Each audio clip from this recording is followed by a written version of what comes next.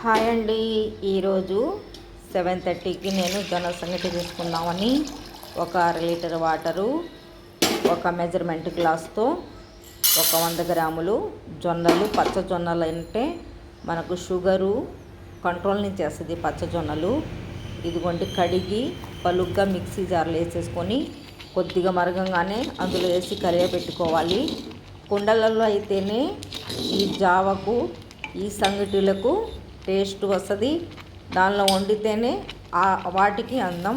కొన్ని జీలకర్ర వేస్తాను. జీలకర్ర జీర్ణ శక్తిని పెంచుతుంది, అజీర్తి చేయదు. అందుకోసం ఎక్కువ జీలకర్ర వేస్తాను నేను.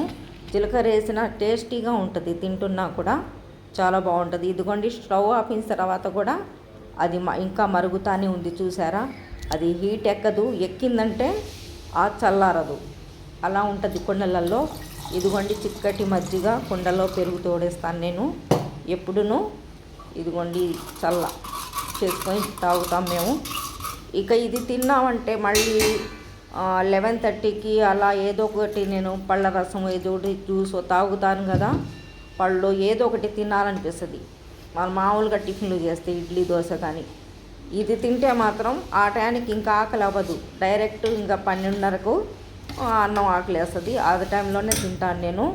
ఇవి చేసుకున్న రోజు మాత్రం మా ఇంటికి ఒక తెలిసిన అబ్బాయి వస్తే ఇలా తింటున్నామంటే, అవునా ఆంటీ, నేను కూడా కొద్దిగా టేస్ట్ చూస్తాను ఇవ్వమని చెప్తే తీసుకున్నాడు. తిని చాలా బాగుంది ఆంటీ, మా అమ్మ చిన్నతనంలో ఇలా చేసేది అని వాళ్ళ అమ్మ నాన్నని గుర్తు తెచ్చుకున్నాడు. ఇది ఈరోజు నా టిఫిను.